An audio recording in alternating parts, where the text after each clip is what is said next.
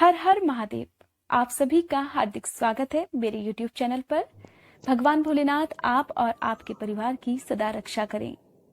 दोस्तों, आज की इस वीडियो में मैं आपको बताने वाली हूँ वैशाख महीने के कृष्ण पक्ष में पड़ने वाले प्रदोष व्रत के बारे में। प्रदोष व्रत किस दिन है, त्रयोदशी तिथि कब से लेकर कब तक रहने वाली है, व्रत किस दिन आपको रखना है, इसके साथ ही प्रदोष काल का समय क्या रहेगा, सूर्योदय और सूर्यास्त का समय क्या रहेगा, इसके साथ ही मैं आपको बताऊंगी पूजा विधि के बारे में। और उससे पहले मैं आपको सुनाऊंगी इस दिन सुनी जाने वाली व्रत कथा। प्रदोष व्रत भगवान भोलेनाथ को समर्पित होता है। इस दिन भगवान भोलेनाथ के साथ साथ पूरे शिव परिवार की पूजा भी जरूर करनी चाहिए। दोस्तों, पहले सुन लेते हैं प्रदोष व्रत की कथा। वैशाख महीने में पड़ने वाला प्रदोष व्रत शनिवार के दिन है, इसलिए इसे शनि प्रदोष के नाम से जाना जाता है। पौराणिक कथा के अनुसार प्राचीन समय की बात है। एक नगर सेठ धन दौलत और वैभव से संपन्न था। वह अत्यंत दयालु था और उसके यहाँ से कभी भी कोई खाली हाथ नहीं लौटता था। वह सभी को जी भरकर दान दक्षिणा भी देता था। लेकिन दूसरों को सुखी देखने वाले सेठ और उसकी पत्नी स्वयं काफी दुखी थे, क्योंकि उनकी कोई भी संतान नहीं थी। एक दिन उन्होंने तीर्थ यात्रा पर जाने का निश्चय कर लिया और अपना सारा कामकाज अपने सेवकों को सौंपकर चल पड़े।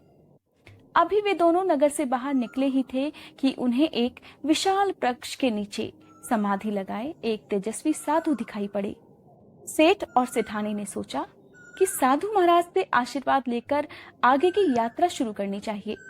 अब दोनों पति पत्नी समाधि लीन साधु के सामने हाथ जोड़कर बैठ गए और उनकी समाधि टूटने की प्रतीक्षा करने लगे।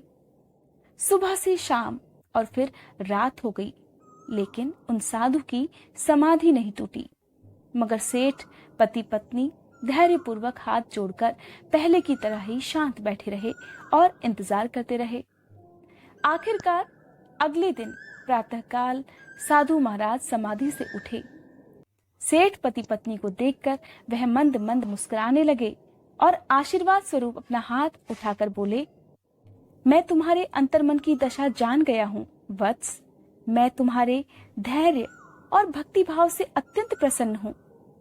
साधु ने संतान प्राप्ति के लिए उन्हें शनि प्रदोष व्रत करने की विधि समझाई और शंकर भगवान की वंदना भी बताई। उन्होंने सेठ सेठानी को कहा कि मेरी बताई हुई इस वंदना को तुम प्रदोष व्रत के दिन पूजा करते समय जरूर कहना।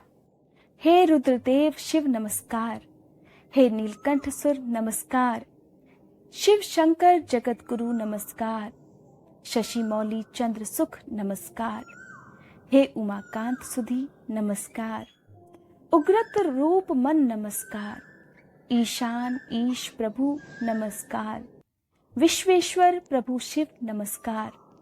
हे वत्स, मेरी बताई हुई इस वंदना को प्रदोष काल के समय की गई पूजा में जरूर करना। भगवान भोलेनाथ तुम्हारी सभी मनोकामनाएं पूरी करेंगे। इस तरह सेठ सेठानी साधु महाराज से मिले हुए आशीर्वाद से बहुत प्रसन्न हुए।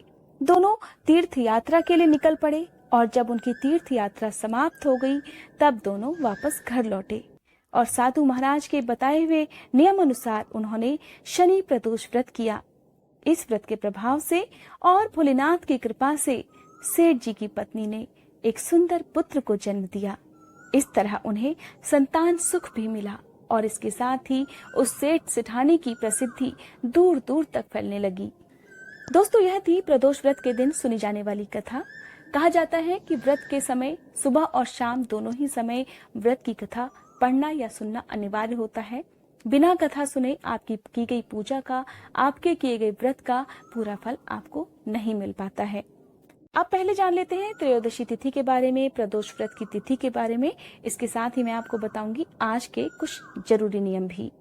8 मई शनिवार के दिन प्रदोष व्रत रखा जाएगा और त्रयोदशी तिथि प्रारंभ हो रही है 8 मई की शाम 5:20 से और यह तिथि समाप्त हो रही है 9 मई की शाम 7:30 पर। अब जान लेते हैं 8 मई को सूर्योदय और सूर्यास्त का समय। दोस्तों, 8 मई की सुबह सूर्योदय का समय रहेगा सुबह 5:53 और सूर्यास्त का समय रहेगा शाम 6:53 पर। इस तरह से 8 मई को प्रदोष काल का समय रहेगा लगभग 6:08 से रात 7:38 पर। लेकिन दोस्तों इस बार प्रदोष व्रत की तिथि को लेकर थोड़ा असमंजस सभी लोगों को जरूर होगा, क्योंकि 8 मई को प्रारंभ होने वाली त्रयोदशी तिथि समाप्त हो रही है 9 मई की शाम लगभग 7:30 पर। ऐसे में लोगों के प्रश्न होंगे कि यह प्रदोष व्रत शनि प्रदोष व्रत है या फिर रविवार के दिन पड़ने वाला रवि प्रदोष व्रत। दोस्तों वैसे हिंदू धर्म में जो मान्यता होती है वो यही होती है कि व्रत हमेशा उदया तिथि में प्रारंभ होने वाली तिथि को ही रखना चाहिए। इस हिसाब से 8 मई को उदया तिथि है, इसलिए जो लोग इस नियम को मानते हैं वे लोग 8 मई को शनि प्रदोष व्रत रख सकते हैं, लेकिन जो इस नियम को नहीं मानते हैं वे लोग 9 मई के दिन रवि प्रदोष व्रत रख सकते हैं। अब दोस्तों 8 मई को पड़ने वाले प्रदोष व्रत से जुड़ा हुआ एक बहुत बड़ा प्रश्न यह भी है कि जब 8 मई को त्रयोदशी तिथि प्रारंभ हो रही है शाम को 5:20 से, तो फिर क्या हमें सुबह से इस व्रत को रखना चाहिए? क्या सुबह के समय हमें प्रदोष व्रत की पूजा करनी चाहिए? दोस्तों यह सब आपकी श्रद्धा के ऊपर निर्भर करता है। अगर आप चाहें तो सुबह के समय से ही आप प्रदोष व्रत की जिस तरह विधिवत पूजा करते हैं उस तरह से करें, और प्रदोष काल का शुभ समय 8 मई के दिन आपको मिल रहा है तो आप शाम के समय अपनी प्रदोष व्रत की पूजा संपन्न कर लें। अब जो लोग 9 मई के दिन यानी कि रविवार के दिन प्रदोष व्रत रखना चाहते हैं, मैं उनके लिए भी इस दिन पड़ने वाले सूर्योदय और सूर्यास्त का समय भी बता दूं। 9 मई की सुबह सूर्योदय का समय रहेगा सुबह 5:52 और शाम को सूर्यास्त का समय रहेगा 6:54 पर। ऐसे लोगों को हर दिन के हिसाब से पड़ने वाले प्रदोष व्रत को जरूर करना चाहिए जिनकी कुंडली में किसी भी तरह का दोष है।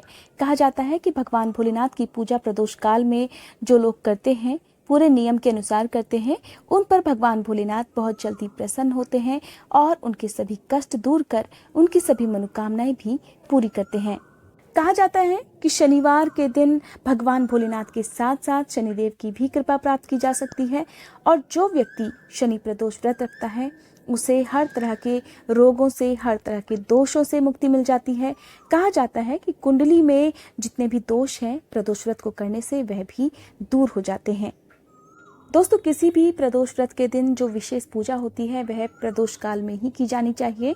इसके लिए आप प्रदोष काल प्रारंभ होने से पहले ही स्नान करके साफ वस्त्र धारण कर लें। इसके साथ ही भगवान भोलेनाथ के साथ साथ पूरे शिव परिवार की पूजा जरूर करें।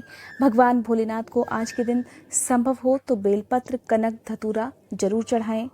भोलेनाथ को चंदन का तिलक लगाएं। माँ पार्वती को रोली कुमकुम से तिलक करें। इसके साथ ही आज के दिन शिव पंचाक्षर स्तोत्र का पाठ करना चाहिए या सुनना चाहिए। दोस्तों अगर आप शिव पंचाक्षर स्तोत्र का पाठ सुनना चाहते हैं तो इसकी वीडियो मैं अपने चैनल पर कल सुबह अपलोड कर दूंगी। अगर आप चाहें तो इस वीडियो को देख सकते हैं।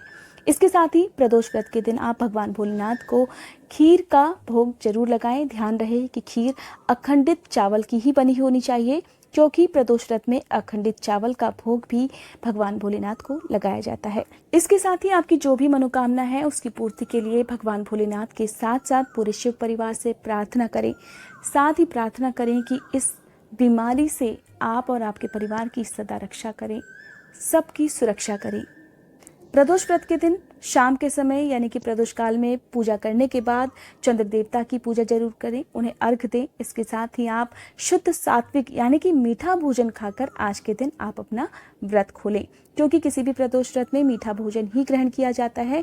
लेकिन अगर किसी वजह से आपके लिए मीठा भोजन करना संभव ना हो तो आप सेंधा नमक से बना हुआ शुद्ध सात्विक भोजन, जिसमें आपको लहसुन प्याज का प्रयोग नहीं करना है, ले सकते हैं।